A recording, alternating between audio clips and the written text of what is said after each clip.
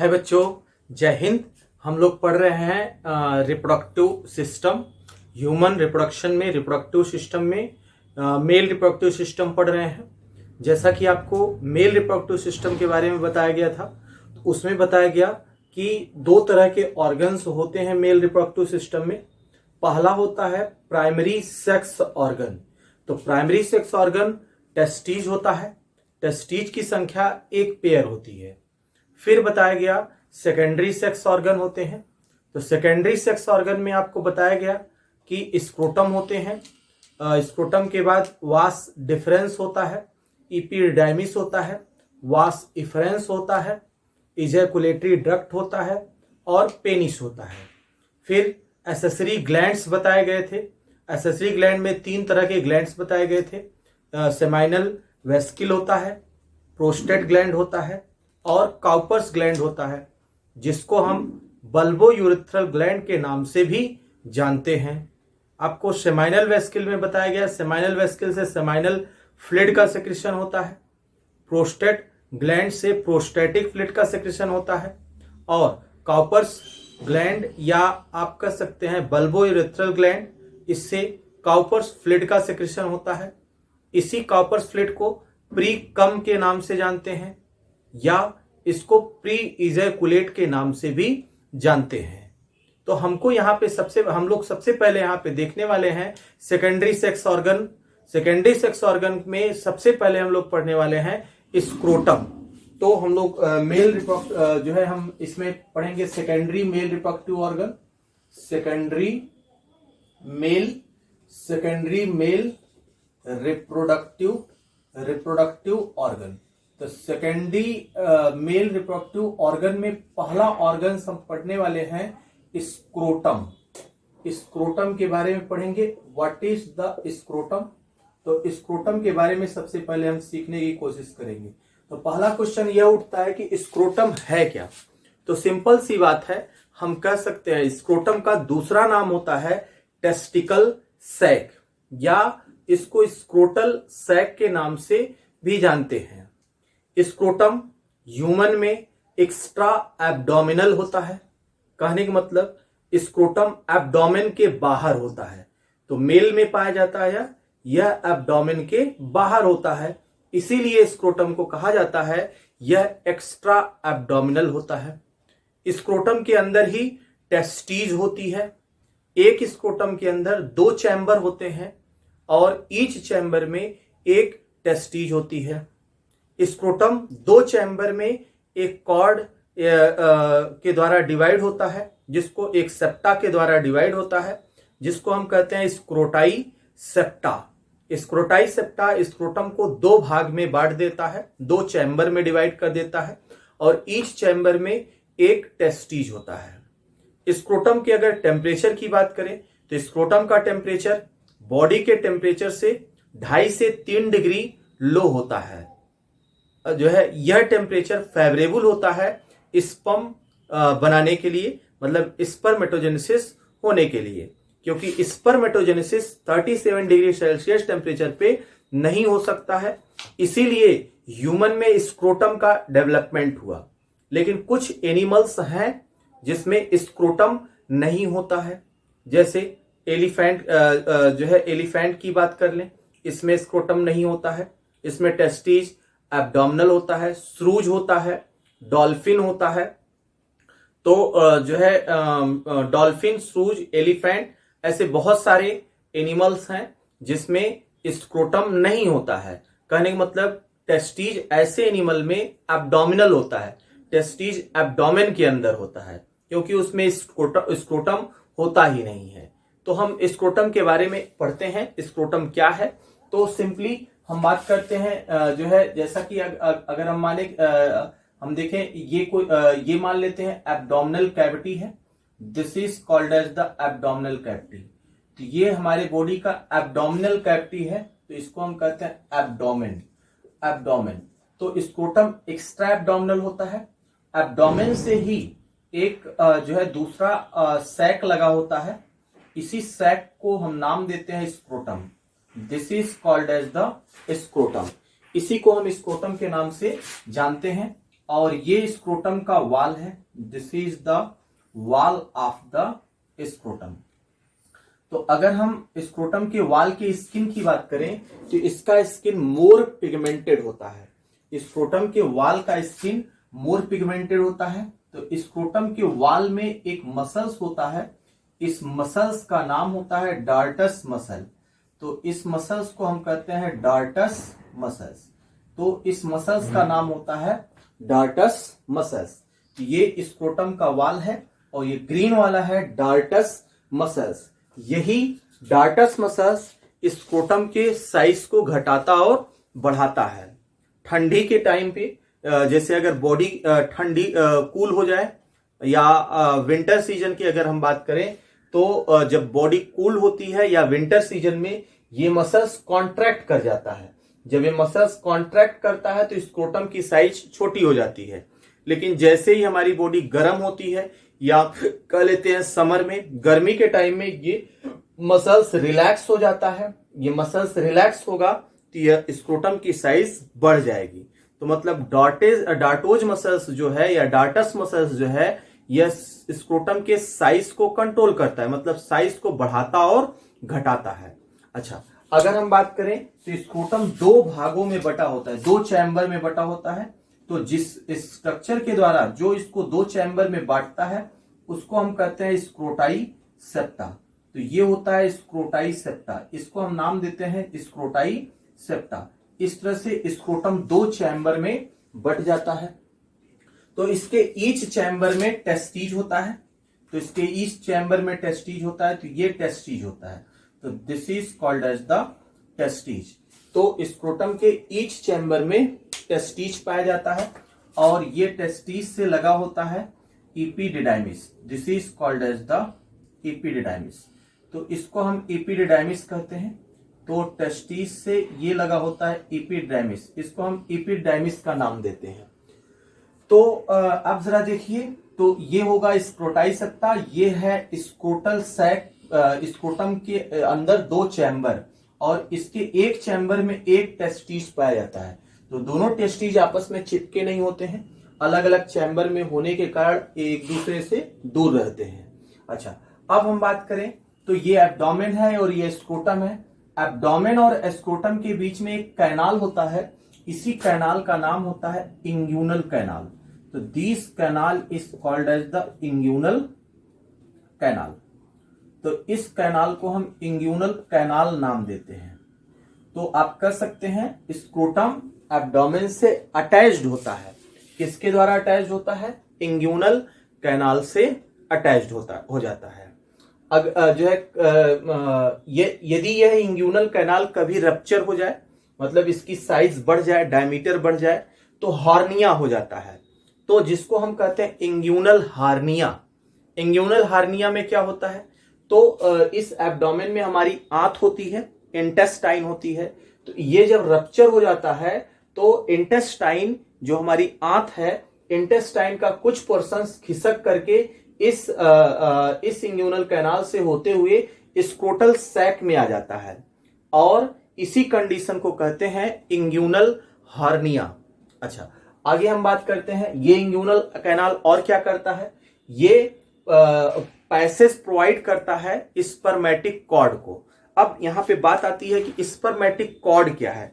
अब जरा देखिए, तो इस स्क्रोटम से एक कॉर्ड लाइक स्ट्रक्चर टेस्टिस से एक कॉर्ड लाइक स्ट्रक्चर निकलता है, इसी को जो कि एब्डोमिनल कैविटी के वाल से जाके जुड़ा होता है।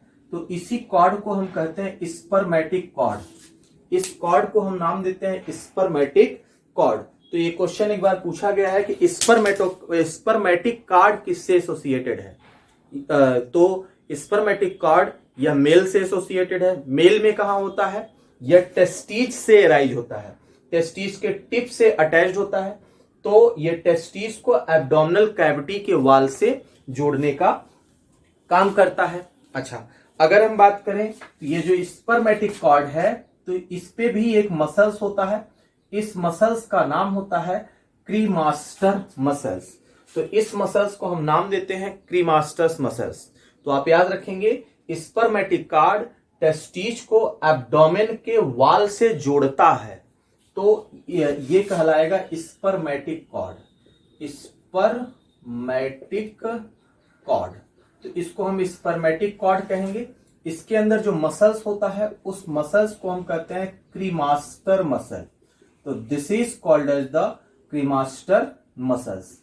तो इसको हम क्रीमास्टर मसल्स कहते हैं। अब जरा ध्यान दीजिएगा, तो डार्टोज मसल्स, ये वाला डार्टोज मसल्स है। डार्टोज मसल्स और क्रीमास्टर मसल्स साथ ही साथ कॉन्ट्रैक्ट करेगा और साथ ही साथ रिलैक्स करेगा। ठंडी के टाइम पर या हमारी बॉडी जब कूल हो जाती है, ठंड हो जाती है, तो ये डार्टस मसल्स कॉन्ट्रैक्ट करेगा और साथ ही साथ क्रीमास्टर मसल्स भी कॉन्ट्रैक्ट करेगा। जब क्रीमास्टर मसल्स कॉन्ट्रैक्ट करेगा तो स्पर्मेटिक कॉर्ड टेस्टिज को ऊपर की तरफ जो है खींचेगा कि टेस्टिज ऊपर की तरफ खिसक के जाएगा, और डार्टोज मसल्स कॉन्ट्रैक्ट करेगा। जैसे जैसे टेस्टिज ऊपर की तरफ खिसकेगा वैसे वैसे स्क्रोटम की साइज छोटी होती चली जाएगी, और स्क्रोटम की साइज छोटी होती चली जाएगी तो स्क्रोटम का ये जो वाल है वो मोटा होता चला जाएगा। तो ये है wall of scrotum. This is called as the wall. ये वाल है। इस वाल के अंदर एक मसल्स है जिसको हम कहते हैं डार्टोज मसल्स। तो डार्टस मसल्स या हम इसको डार्टोज मसल्स के नाम से जानते हैं। तो इस स्ट्रक्चर को हम कहते हैं स्क्रोटाई सेप्टा। तो this is called as the scroti septa. तो स्क्रोटाई सेप्टा का काम क्या है? स्क्रोटम को दो चैम्बर में बांटना। अच्छा, अब आगे हम बात करते हैं। तो अगर हम इस ओवरऑल स्क्रोटम के टेम्परेचर की बात करें तो ये टेम्परेचर कितना होगा? जो है 2 से 3 डिग्री बिलो होगा ना, बिलो देन बॉडी टेम्परेचर। तो बॉडी टेम्परेचर से 2 से 3 डिग्री कम होता है इस स्क्रोटम का टेम्परेचर। अच्छा, अगर हम इस स्क्रोटम के स्किन की बात करें तो इसका जो बाहरी स्किन है ये मोर पिगमेंटेड है। तो इसके स्क्रोटम के अगर स्किन की बात करें तो ये स्किन जो है, इसका स्किन मोर पिगमेंटेड होता है क्योंकि इसमें मिलेनिन का फॉर्मेशन होता है। तो ये इसका स्किन है, ये स्किन है। तो स्किन जो है मोर पिगमेंटेड होगा, मोर पिगमेंटेड। तो इसका स्किन मोर पिगमेंटेड है। मोर पिगमेंटेड मतलब काले कलर का है। क्यों काले कलर का है? क्योंकि इसमें मिलेनिन ज्यादा सिंथेसाइज होता है। मिलेनिन बॉडी के दूसरे स्किन के कंपेरिजन में स्क्रोटम का स्किन ज्यादा पिगमेंटेड होता है। क्यों? क्योंकि वहां पर मिलेनिन ज्यादा अमाउंट में बनता है। तो ये तो रहा पूरा स्क्रोटम का स्ट्रक्चर। तो अब जरा ध्यान दीजिए, तो स्क्रोटम को हम क्या कहते हैं? तो स्क्रोटम इज कॉल्ड एज, तो कॉल्ड एज जो है टेस्टिकल सैक। तो इसको हम टेस्टिकल सैक के नाम से जानते हैं। स्क्रोटम की जो है हम बात करते हैं स्क्रोटम का लोकेशन। तो लोकेशन ये कहां होता है? आप कह सकते हैं ये एक्स्ट्रा एब्डोमिनल होता है। एक्स्ट्रा एब्डोमिनल इसका मतलब क्या है? कहने का मतलब एब्डोमेन के बाहर। इसका मतलब होगा आउटसाइड एब्डोमेन के बाहर होगा, इसलिए हम इसको कहते हैं यह एक्स्ट्रा एब्डोमिनल होता है। स्क्रोटम का ये तो रहा भाई लोकेशन। स्क्रोटम कहां होता है? मतलब लोकेशन, कहने का मतलब एक्स्ट्रा एब्डोमिनल होता है, मतलब एब्डोमेन के बाहर, between two leg, hanging between two legs, दोनों लेग्स के बीच में यह लटकता हुआ दिखाई देता है। इसी के अंदर टेस्टिज पाया जाता है। अच्छा, आगे हम बात करते हैं स्क्रोटम की संख्या। तो इसकी संख्या, कितना स्क्रोटम ह्यूमन में पाया जाता है?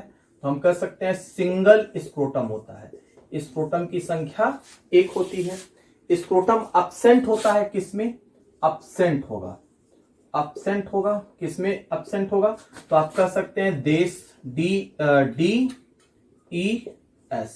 देश में अब्सेंट होता है। कहने का मतलब डॉल्फिन,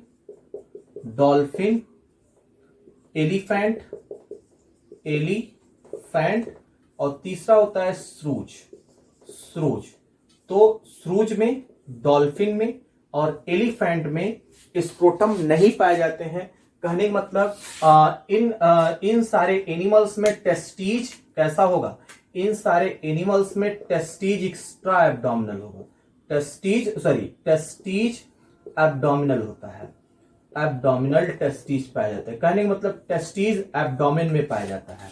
तो डॉल्फिन, एलिफेंट और श्रूज में, है ना, श्रूज में टेस्टीज एब्डोमिनल होता है, एब्डोमेन में पाया जाता है। लेकिन जो रोडेंट्स होते हैं, अगर हम रोडेंट्स की बात करते हैं तो रोडेंट्स में स्क्रोटम होता है, स्क्रोटम प्रेजेंट होगा, स्क्रोटम पाया जाएगा।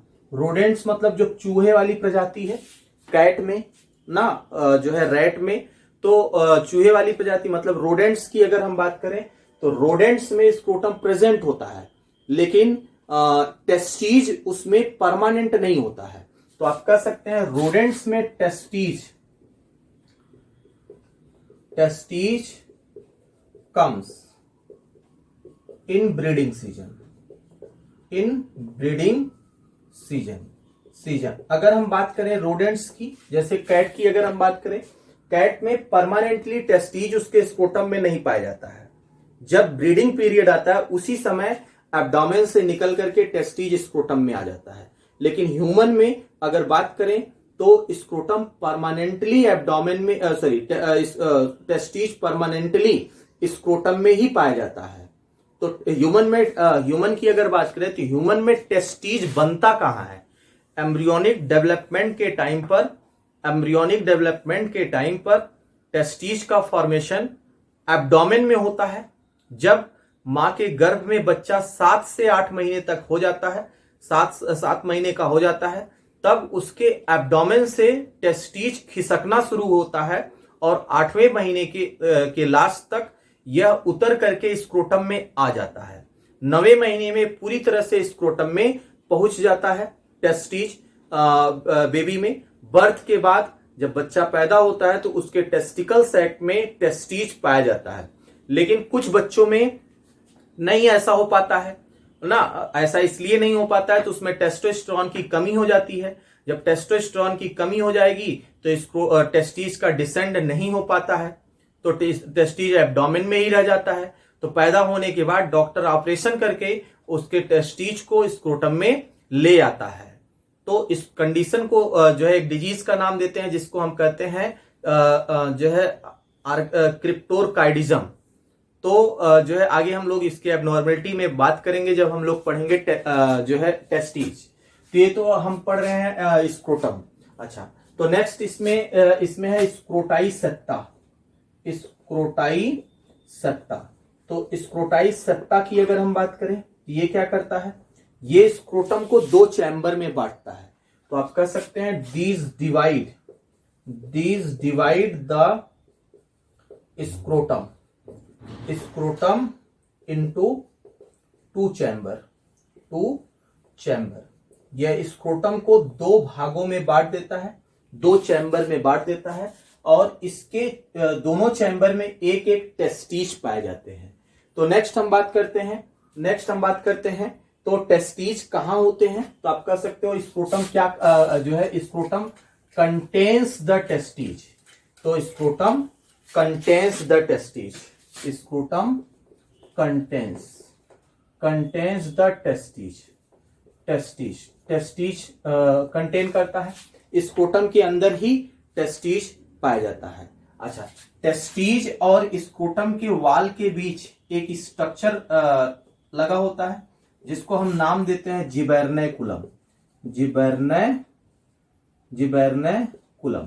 जिसको हम नाम देते हैं जिबर्नैकुलम। स्क्रोटम और टेस्टीज के बीच एक स्ट्रक्चर होगा जिसको हम नाम देते हैं जिबर्नैकुलम। तो this is called as the gubernaculum. तो इस जिबर्नैकुलम की अगर हम बात करें, जिबर्नैकुलम की बात करें तो ये कहां पे पाया जाएगा, तो हम कह सकते हैं present between wall of scrotum and testes. यह टेस्टीज और स्क्रोटम के वाल के बीच में पाया जाता है। तो ये जिबर्नैकुलम क्या करता है, यह इस टेस्टिज को ऊपर जाने से रोकता है। तो आप कह सकते हैं दीज प्रिवेंट द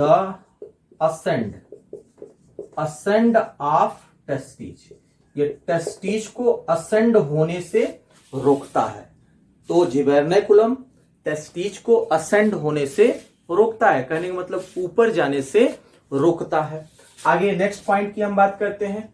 तो स्क्रोटम और एब्डोमेन के बीच एक कैनाल होता है जिसको हम कहते हैं इंग्यूनल कैनाल। तो दूसरा टर्म है इंग्यूनल कैनाल। तो इंग्यूनल कैनाल कहां होता है? आप कह सकते हैं present between abdominal cavity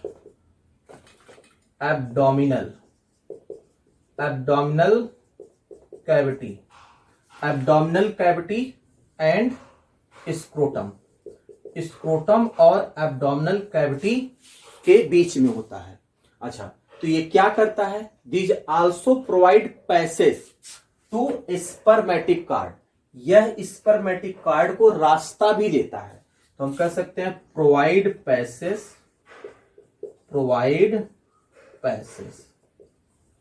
to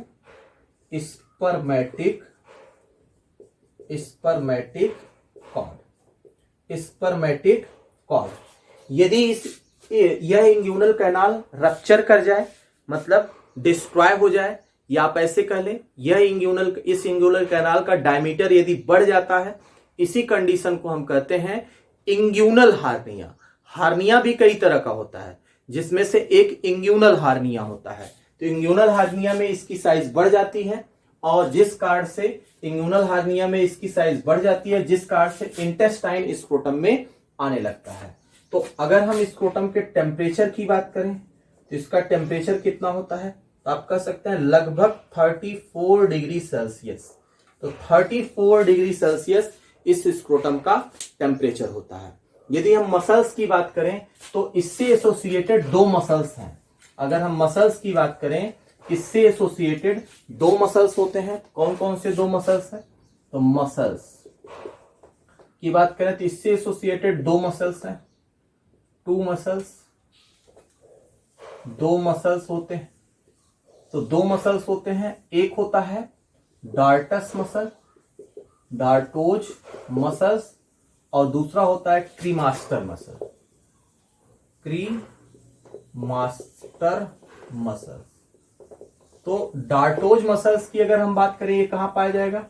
present in wall of scrotum, यह स्क्रोटम के वॉल में होता है।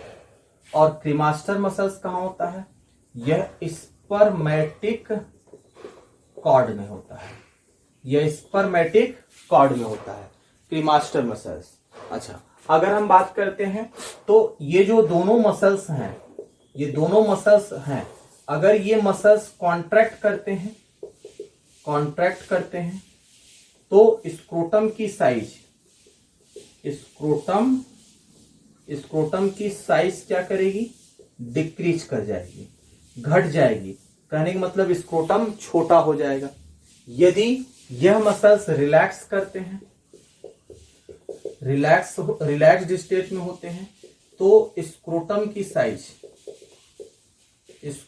साइज क्या करेगी? इंक्रीज करेगी, मतलब स्क्रोटम का साइज बढ़ जाएगा। तो गर्मी के टाइम पर स्क्रोटम बड़ा होता है, या जब बॉडी हीट होती है तो स्क्रोटम बड़ा होता है, और जब बॉडी ठंडी होती है स्क्रोटम की साइज छोटी हो जाती है, क्योंकि ये मसल्स कांटेक्ट करेगा तो इसकी साइज छोटी होगी, और मसल्स रिलैक्स करेगा तो इसकी साइज बड़ी हो जाएगी। अच्छा, तो नॉर्मल ह्यूमन में अगर हम बात करें तो एक स्क्रोटम में दो टेस्टिज होता है, लेकिन कभी कभी ऐसा भी कंडीशन हो जाता है एक स्क्रोटम में एक ही टेस्टिज हो जाता है। तो यदि स्क्रोटम में सिंगल टेस्टिज हो, इस कंडीशन को कहते हैं मोनॉर्किज्म। यदि टेस्टिज हो ही ना, इस कंडीशन को हम कहते हैं एनॉर्किज्म। तो आप कह सकते हैं दो टर्म है, एक है मोनॉर्किज्म,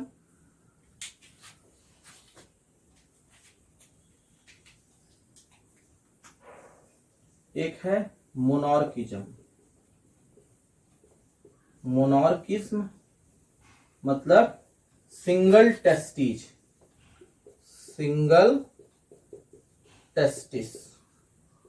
इन स्क्रोटम। स्क्रोटम में एक टेस्टिज है, इसको कहते हैं मोनार्किज्म, और दूसरा होता है एनॉर्किज्म। तो इसका मतलब होता है absence ऑफ